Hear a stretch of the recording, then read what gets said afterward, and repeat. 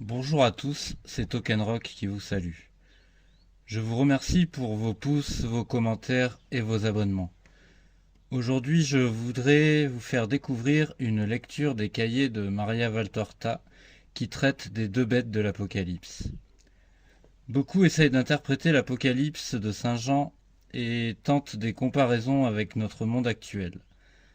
Des comparaisons entre les deux bêtes et des pouvoirs politiques ou des nations. Voyons donc ce que nous dit Jésus dans cet extrait que j'ai trouvé sur la chaîne YouTube L'âme sanctifiée. Je vous mettrai le lien de cette chaîne en description et dans les commentaires. Bon visionnage à tous et soyez bénis. Le 22 août 1943, Jésus dit à Maria Valtorta: « Je t'ai dit un jour que l'Éternel envieux cherche à copier Dieu dans toutes ses manifestations. Dieu a ses fidèles archanges, Satan a les siens. Michel, témoignage de Dieu, a son émule infernal, tout comme Gabriel, force de Dieu, a le sien. La première bête sortie de la mer, laquelle d'une voix de blasphème fait proclamer aux naïfs « Qui est semblable à la bête ?» correspond à Michel. Vaincue et brûlée par lui dans la bataille entre les troupes de Dieu et celles de Lucifer au commencement des temps, guérie par Satan, elle porte à Michel une haine mortelle et amour à Satan. Si toutefois on peut parler d'amour entre les démons, il vaut mieux dire soumission absolue. Ministre fidèle de son roi maudit, elle se sert de son intelligence pour nuire à la descendance de l'humain, créature de Dieu, et pour servir son maître. Elle emploie une force sans fin et sans limite pour persuader l'être humain d'effacer de soi mon signe qui fait horreur aux esprits des ténèbres. Une fois enlevé ce signe, par le péché qui supprime la grâce, le chrisme lumineux sur votre être, la bête peut s'approcher et induire la créature à l'adorer comme si elle était un dieu et à la servir dans le crime. Si l'être humain réfléchissait à quoi il s'assujettit en épousant la faute, il ne pécherait pas. Mais il ne réfléchit pas. Il ne regarde que le moment et la joie du moment, et pire qu'Ésaü, il troque le divin engendrement pour un plat de lentilles. Mais Satan ne se sert pas seulement de ce violent séducteur des humains. Si en général ils réfléchissent peu, il y a encore trop d'humains qui, non par amour, mais par crainte du châtiment, ne veulent pas pécher gravement. Et voilà qu'entre en scène l'autre ministre satanique, la deuxième bête. Sous l'aspect d'un agneau, elle a l'esprit d'un dragon. C'est la deuxième manifestation de Satan, et elle correspond à Gabriel, parce qu'elle annonce la bête et elle est sa plus grande force, celle qui démantèle sans en avoir l'air, avec une feinte douceur qui convainc qu'il est juste de suivre dans les traces de la bête. Il est inutile de parler de pouvoir politique et de pouvoir de la terre. Tout au plus, vous pouvez donner au premier le nom de pouvoir humain et au second celui de science humaine.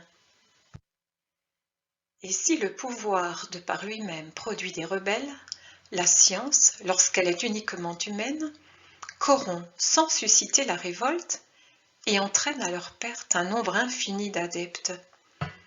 Combien se perdent par l'orgueil de l'esprit qui leur fait mépriser la foi et tuer l'âme par l'orgueil qui sépare de Dieu.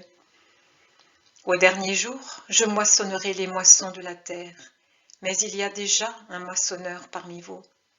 Et c'est cet esprit du mal qui vous fauche et fait de vous non pas des épis de blé éternel, mais de la paille pour les demeures de Satan. Une science, une seule science est nécessaire. Je le répéterai 1000 fois. Connaître Dieu et le servir, le connaître par les choses, le voir dans les événements et savoir le distinguer de ses antagonistes pour ne pas tomber dans la perdition. Au lieu de cela, vous vous préoccupez d'augmenter le savoir humain au détriment du savoir surhumain. Je ne condamne pas la science. Je suis même heureux que l'être humain approfondisse par son savoir les connaissances qu'il a accumulées pour pouvoir me comprendre et m'admirer toujours davantage dans mes œuvres. Je vous ai donné l'intelligence pour cela, mais vous devez vous en servir pour voir Dieu dans la loi de l'astre, dans la formation de la fleur, dans la conception de l'être, et non vous servir de l'intelligence pour violenter la vie ou nier le Créateur. Rationalisme, humanisme, philosophisme, théosophisme, naturisme, classicisme, darwinisme. Vous avez des écoles et des doctrines de tous les genres, et vous faites grand cas de toutes, bien que la vérité y soit dénaturée ou supprimée. Il n'y a que l'école du christianisme que vous ne voulez pas suivre ou approfondir. C'est du reste une résistance naturelle.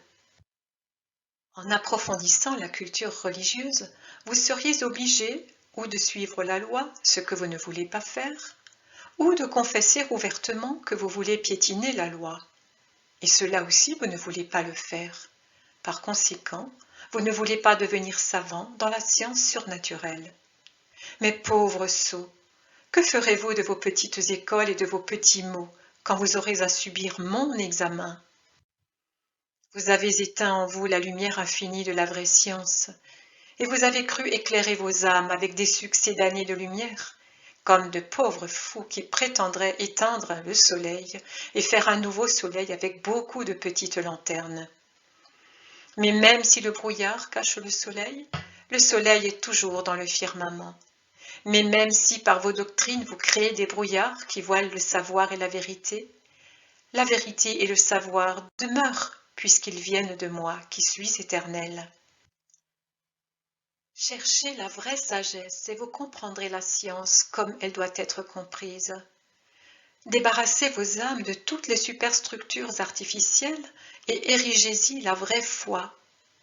Comme les flèches d'une cathédrale spirituelle, la science, la sagesse, l'intellect, la force, l'humilité et la continence s'y élèveront, car le vrai savant sait non seulement ce qui est humainement connaissable, mais aussi la plus difficile des choses, se dominer dans les passions de la chair et faire de sa partie inférieure le piédestal pour élever son âme et lancer son esprit vers les cieux, à ma rencontre, moi qui viens et suis en chaque chose, et qui aime être le maître véritable et saint de mes frères et sœurs.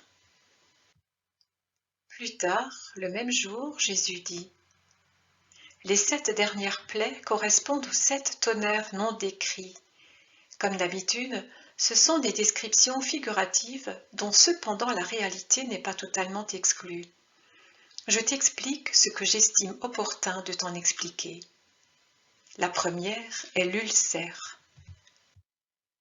Dès l'époque de Moïse, je punis par de répugnantes maladies les créatures qui avaient commis d'impardonnables péchés envers moi. Marie, sœur de Moïse, eut le corps recouvert par la lèpre pour avoir dit du mal de mon serviteur Moïse. Comment n'arriverait-il pas la même chose, et plus, à ceux qui disent du mal de leur Dieu ? La lèpre, ou l'ulcère, le cas échéant, s'étend de plus en plus parce que vous avez étendu vos péchés contre Dieu et contre l'admirable œuvre de Dieu que vous êtes. Quand vous vous vautrez dans la luxure, ne pensez-vous pas faire un péché contre Dieu ? Mais bien sûr que vous en faites un, car vous profanez votre corps dans lequel réside l'esprit pour m'accueillir, moi, esprit suprême. Et à quel point est en train d'arriver la luxure des humains, à laquelle ils se livrent avec une froide et consciente volonté ? Il vaut mieux ne pas sonder cet abîme de répugnante dégradation humaine. Moi, je te dis qu'on a qualifié d'immondes certains animaux, mais que l'être humain les a déjà dépassés, et il les dépassera encore plus, et que si on pouvait créer un nouvel animal en croisant les singes avec les serpents et les porcs, il serait encore moins immonde que certains humains qui ont l'apparence d'humains, mais qui, à l'intérieur, sont plus lubriques et répugnants que le plus sale des animaux. Comme je t'ai dit, l'humanité se scinde de plus en plus. La partie spirituelle, exiguë au sommet, monte. La partie charnelle, très nombreuse, descend. elles descendent à d'épouvantables profondeurs de vice. Quand viendra le temps de la colère, l'humanité aura atteint la perfection du vice. Et tu voudrais que la puanteur des âmes mortes ne transpire pas à l'extérieur et ne corrompe pas les chairs, adorées plus que moi et employées pour toutes les prostitutions? Et comme vous provoquerez les ulcères, vous remplirez de sang la mer et les eaux des rivières. Vous êtes déjà en train de les remplir par vos carnages, et les habitants des eaux diminuent, tués par vous, contribuant ainsi à votre fin. Vous avez tellement piétiné les dons que Dieu vous a faits pour satisfaire vos besoins matériels que la terre, le ciel et les eaux sont en train de devenir vos ennemis et vous refusent les fruits de la terre et les habitants des eaux, des fleuves, des bois, des airs. Tuez, piétinez la loi de l'amour et du pardon, versez le sang fraternel et surtout le sang des bons que vous persécutez justement parce qu'ils sont bons. Mais prenez garde qu'un jour Dieu ne vous oblige à satisfaire votre faim et votre soif avec le sang que vous avez versé contre mon commandement de paix et d'amour. Vous êtes rebelles aux lois que je vous ai données. Rebelles contre vous seront les astres et les planètes qui vous ont jusqu'ici donné la lumière et la chaleur dont vous aviez besoin, obéissant, eux, aux règles que j'ai établies par bonté envers vous. Des maladies répugnantes comme marque de votre vice, du sang dans l'eau comme témoignage de tout le sang que vous avez voulu verser et dans celui-ci le mien. Le feu du soleil pour vous donner un avant-goût des braises éternelles qui attendent les maudits. Ténèbres pour vous avertir que les ténèbres attendent ceux qui détestent la lumière. Tout cela pour vous inciter à réfléchir et à vous repentir. Et cela ne servira à rien. Vous continuerez à tomber, vous continuerez à faire vos alliances avec le mal, préparant le chemin au roi d'Orient, c'est-à-dire aux appuis du fils du mal. Il semble que ce soit mes anges qui apportent les plaies. En réalité, c'est vous. Vous les voulez et vous les aurez. Étant devenus dragons et bêtes vous-même pour avoir épousé le dragon et la bête de vos parties internes corrompues, vous accoucherez d'êtres immondes, les doctrines démoniaques absolues, lesquelles, en accomplissant de faux prodiges, séduiront les puissants et les entraîneront à lutter contre Dieu. Vous serez si pervertis que vous prendrez pour des prodiges célestes ce qui est création infernale. Les 7 péchés se tiennent comme un horrible ornement sur la tête de la bête qui transporte la terre et les terriens au pâturage du mal, et les 10 cornes, nombre métaphorique, illustrent les infinies scélératesses commises pour obtenir à n'importe quel prix ce que veut sa féroce cupidité. La terre n'est-elle pas trempée du sang des martyrs, enivrée de cette liqueur sainte qui, bue par sa bouche sacrilège, s'est muée en elle en filtre d'ivresse maudite?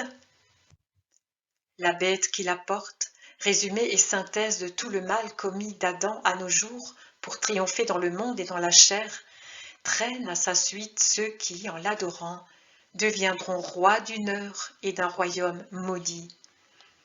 En tant qu'enfant de Dieu, vous êtes roi et votre règne est éternel. Mais vous devenez roi d'une heure et d'un royaume maudit lorsque vous adorez Satan, qui ne peut vous donner qu'un triomphe éphémère payé au prix d'une éternité d'horreur. La bête, dit Jean, fut et n'est pas. Il en sera ainsi à la fin du monde. Fut parce qu'elle a existé vraiment, n'est pas parce que moi, le Christ, je l'aurai vaincue et ensevelie, car alors elle ne sera plus nécessaire au triomphe du monde. La terre n'est-elle pas assise sur les eaux de ses mers, et ne s'en est-elle pas servie pour nuire? De quoi ne s'est-elle pas servie? Peuple, nation, race, confins, intérêts, aliments, expansion, tout lui a servi à forniquer et à exécuter de vastes homicides et des trahisons comme celle de Judas.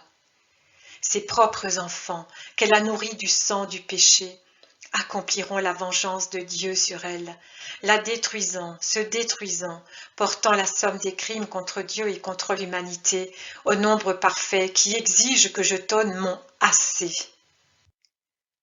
À cette heure-là, le sang des martyrs et des prophètes bouillira, fumant d'une odeur agréable à mon trône, et les mottes de la terre, lesquelles ont recueilli les gémissements de ceux qu'on a tués par haine pour moi, et leur dernier tressaillement, jetteront un grand cri fait de ces saints gémissements, et, secouées de convulsions d'angoisse, elles feront trembler les villes et les maisons des humains où l'on pêche, où l'on tue, et rempliront la voûte des cieux d'une voix qui réclame justice. Et justice sera faite. Je viendrai parce que je suis fidèle et véridique. Je viendrai donner la paix aux fidèles et saint jugement à ceux qui ont vécu. Je viendrai avec mon nom, dont je suis le seul à connaître le sens et dont les lettres contiennent les principaux attributs de Dieu dont je suis partie et tout. Écrit Jésus. Grandeur, éternité, sainteté, unité. Écrit Christo. Charité, rédemption, immensité, sagesse, trinité, omnipotence de Dieu condensé dans le nom du Verbe fait homme. Et s'il te semble qu'il manque quelque attribut, dis-toi que la justice est comprise dans la sainteté, car celui qui est saint est juste, la royauté dans la grandeur, la création dans l'omnipotence. Les louanges de Dieu sont donc proclamées dans mon nom. Nom saint dont le son terrifie les démons, nom de vie qui donne vie, force, lumière à quiconque l'aime et l'invoque. Nom qui est la couronne sur ma tête de vainqueur de la bête et de son prophète, lesquels seront pris, enfoncés, submergés, ensevelis dans le feu liquide et éternel, dont la morsure féroce est inconcevable au sens humain. Ce sera alors le temps de mon royaume de la terre. Il y aura donc une trêve dans les crimes démoniaques pour donner le temps aux humains de réentendre les voix du ciel. Une fois écartée la force qui déchaîne l'horreur, de grands courants spirituels descendront comme des chutes de grâce, comme des rivières d'eau céleste pour dire des paroles de lumière. Mais les hommes resteront sourds, comme ils n'ont pas recueilli au cours des siècles les voix isolées, à commencer par celle du Verbe, qui ont parlé de bien, toujours sourds, excepté ceux qui sont marqués de mon signe, mes amis bien-aimés, résolus à me suivre, sourds aux voix de beaucoup d'esprits, aux voix semblables au ruissellement des eaux qui chanteront le nouveau cantique pour guider les peuples à la rencontre de la lumière et surtout de leur Jésus, parole éternelle. Lorsque la dernière tentative sera achevée, Satan viendra pour la dernière fois et il trouvera des disciples aux quatre coins de la terre et ils seront plus nombreux que les grains de sable de la mer. Ô Christ, ô Jésus qui est mort pour sauver l'humanité, seule la patience d'un Dieu peut avoir tant attendu, avoir tant fait et avoir obtenu si peu sans retirer son don aux humains et les faire périr bien avant l'heure établie. Seule ma patience qui est amour pouvait vous attendre, tout en sachant que, comme du sable qui filtre à travers un crible très fin, quelques rares âmes seraient venues à la gloire, parmi la masse qui ne sait pas, qui ne veut pas passer à travers le crible de la loi, de l'amour, du sacrifice pour parvenir jusqu'à moi. Mais à l'heure de ma venue, quand, en qualité de Dieu, de roi et de juge, je viendrai pour rassembler les élus et maudire les réprouvés, en les jetant là où l'Antéchrist, la bête et Satan seront déjà pour l'éternité, après la victoire suprême de Jésus-Christ, Fils de Dieu, vainqueur de la mort et du mal, à mes élus qui ont su rester vivants dans la vie, vivants dans l'esprit en attendant notre heure de triomphe, je donnerai la possession de la demeure céleste, je me donnerai moi-même sans cesse et sans mesure.